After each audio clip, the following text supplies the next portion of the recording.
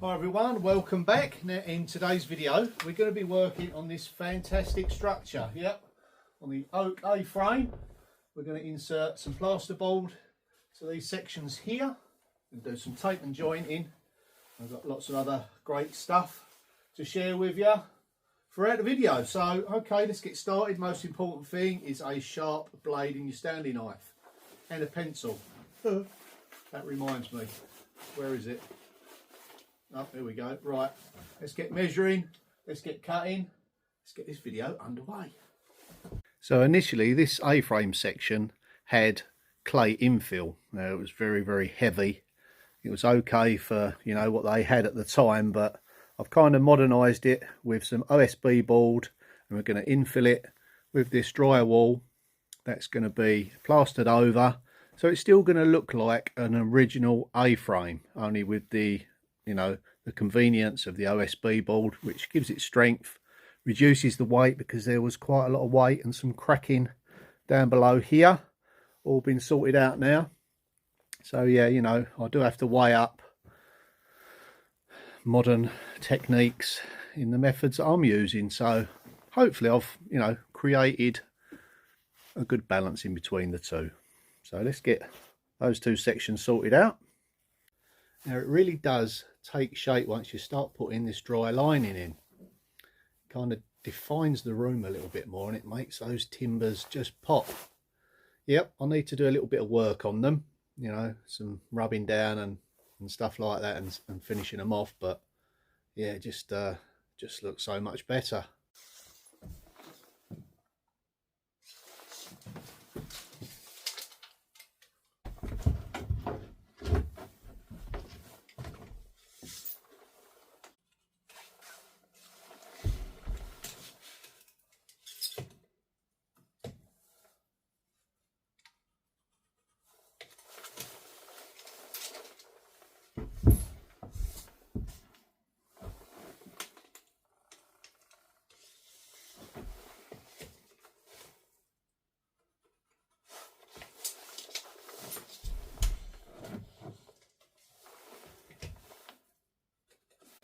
Now when it comes to cutting these slightly irregular shapes, it's important to get your bearings and strike a level to measure off from. See, we've got probably 20mm tapering off to the right here, and at least the same there. So when you're cutting your plasterboards, you know, you need to find a level that you can measure off. So if I start from the bottom, transfer the mark up level to the top, say to there, I can measure that distance. Remember, your plasterboards are dead square, and we're trying to fit it in a, you know, in an area that isn't square, so it doesn't matter too much because I'm going to be taping and jointing around the outsides and the gaps. So, but you do need to still get your plasterboard as close as possible. You know, just take as many measurements and levels as you can, and in that way you can minimise the gaps around it. So when it comes to taping and jointing, you know, the smaller the gap, the less chance you've got really of it cracking. So yeah, take plenty of measurements and levels, and just take your time. It's worth it. It will save you a lot of time in the long run. Or alternatively, you could get yourself a square piece of plasterboard and just measure off there, make a note of it, same that side, make a note of it and the height of it, and then that way you can work out your measurements from there. Not too bothered in this sort of application because I will be filling, but you know, if you wanted to get it nice and tight, there's lots of different methods you can use. So I've now transferred our marks onto the board. You can just see how it tapers out like so. Sometimes you get it right first time, sometimes you don't.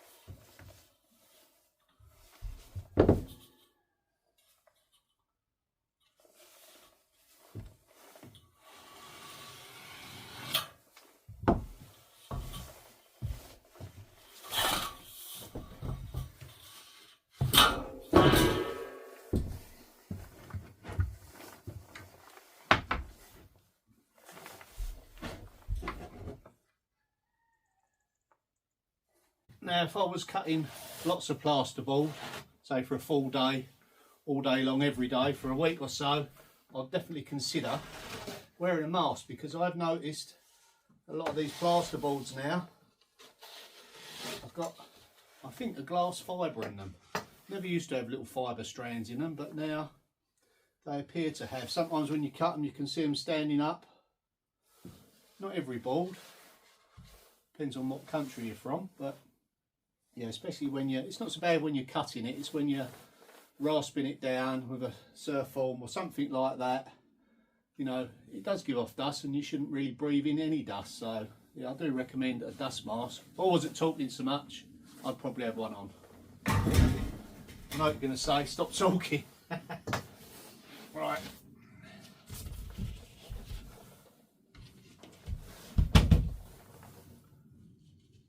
Yeah, you can, when you crack it, you can hear the fibres sort of shredding. It does make the board stronger. So let's just offer it up. So I've cut it a little bit bigger. So what we can do, where it overlaps on the timber here, we can just sort of strike a mark down. And what that does, it tells us how much we need to trim it off. So we're only talking a couple of mil through there. You can chamfer the edge of the board as well, so it goes in a little bit easier. But you know, it doesn't need to be that precise, but I'm going to go for it on this one just to show you, you know, best way to cut one in. Now we can use this down the edge. It's similar to what you'd use on metal, but it's slightly coarser. This is just a pad saw for cutting even curved lines and holes. It's also got a pierce bit on the front. You just tap in and start it off. That's also a handy tool. Now the one that I'm looking for, I'm a bit upside down at the moment. It looks like a little tiny wood plane, but underneath it's serrated like this, and it's just for, you know, cutting back the board a little bit, filing it down, sanding it down even. So all we'll do is we'll just run this down at a slight angle, so the leading edge is slightly bigger.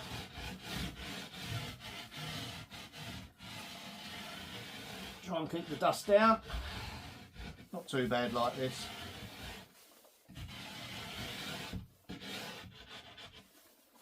Like so. If you haven't got one of these and you just so happen to have your Stanley knife in your hand,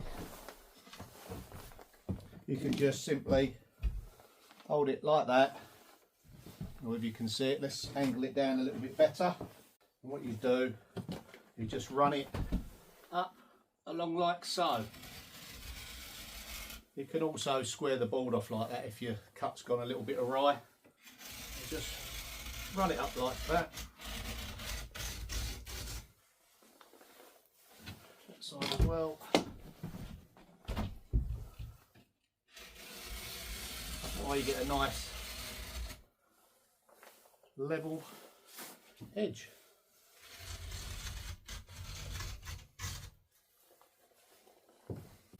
Almost there, just a tiny bit off there. Just cut a little bit where it tapers out. So yeah, when you're doing your building projects, do consider safety, because you know, if you get it wrong, it can put you out of the game. You know, I've come unstuck a few times. You know, I've had plenty of years experience. I used to do health and safety audits on site as well, so I know how to assess the job, and just sometimes you get carried away in the moment, you're rushing, or you know, but it does hold you back once you hurt yourself, obviously. You know, the other day I trod on a bolt, didn't have my safety boots on. You know, saying that, I haven't got them on now, but it's pretty clear in here at the moment as far as stuff to tread on. Anyway, I'm going off the subject slightly. Until you get it so it just falls in. It's just a little bit there.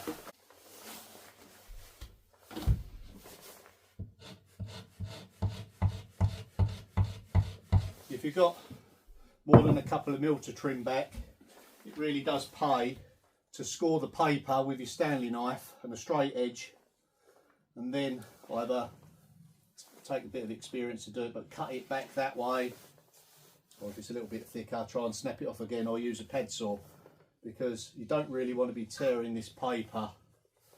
You know, you'll compromise the strength of the board.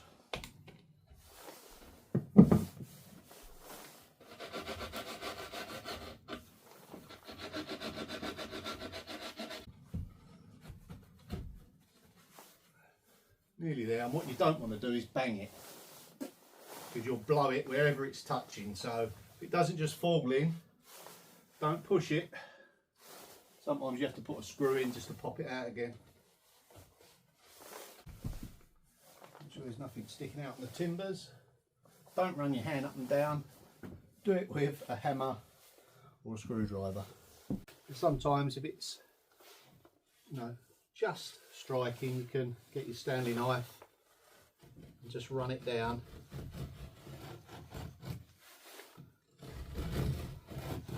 Till it falls in. So don't force it.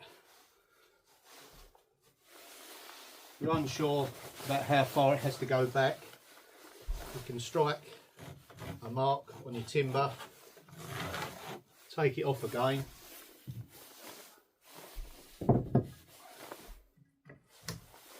getting nice and tight now, but let's pop the screw in there so I can get it out.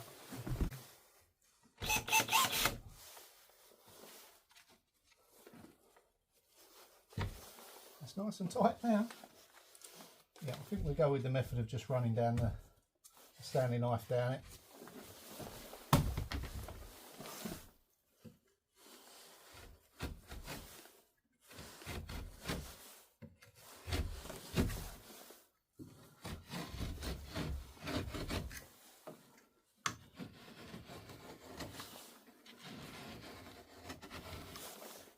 If you do need to push it, get yourself a timber. That's it, like so. It's just gone in.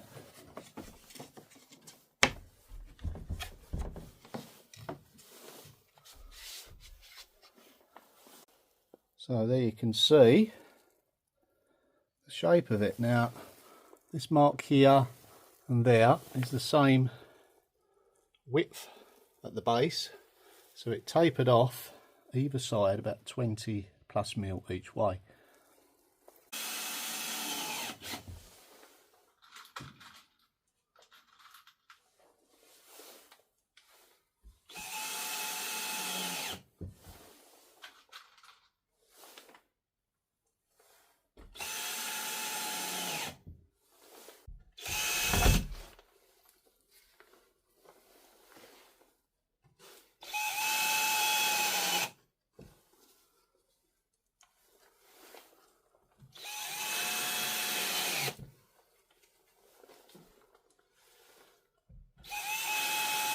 Time to sit down, put my feet up and see what it looks like from the director's chair.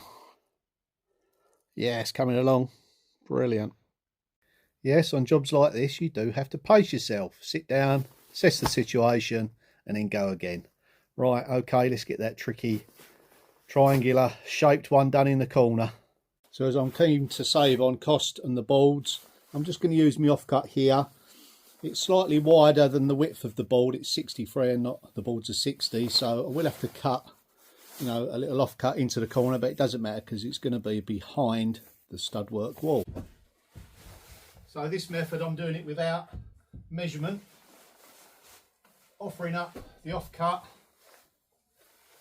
and marking where it needs cutting.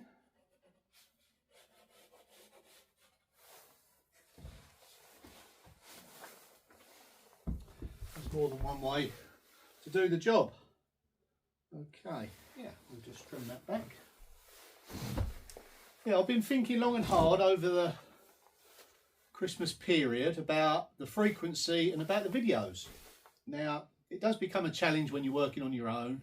My daughter does all the editing, so I thought, well, how can I increase the amount of videos that I'm putting out?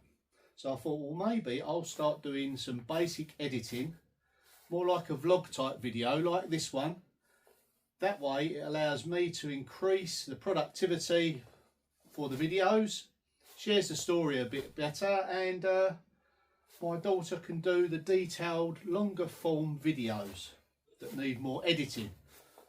I'm not an editor by any stretch of the imagination, but I think if I could do some basic videos like this one, you know, take you along the journey, it might just make things flow a little bit better. So let us know what you think in the comments. So just here we want to take out a section. So I've marked it with my pencil, and then just simply you run your Stanley blade through the paper, the area you want to remove. Obviously make sure your fingers and that are well out of the way, and then just carefully remove the material you want to cut away. If you don't cut the paper, then it's not so accurate.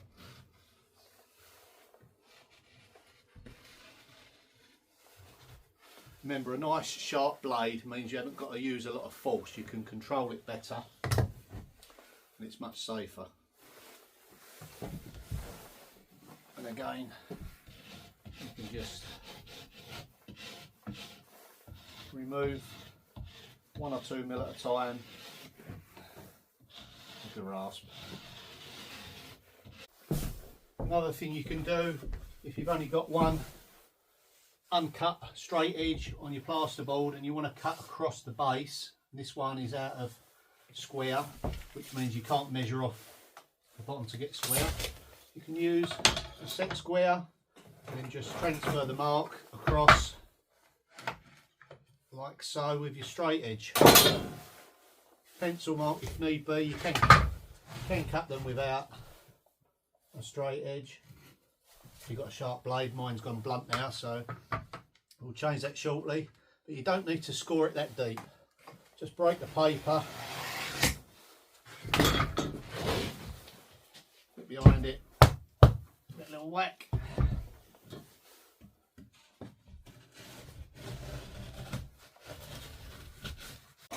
And then wherever possible, cut away from you with the knife. You know, if it slips, you're not going to injure nothing.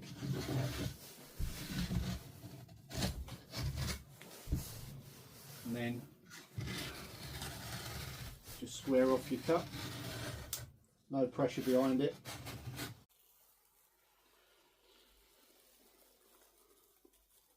Okay, there we have it. That one's cut in. Okay, that is it for this video. Let me know if you found what I told you helpful to you. Leave us a comment and I'll see you in the next one. Bye for now.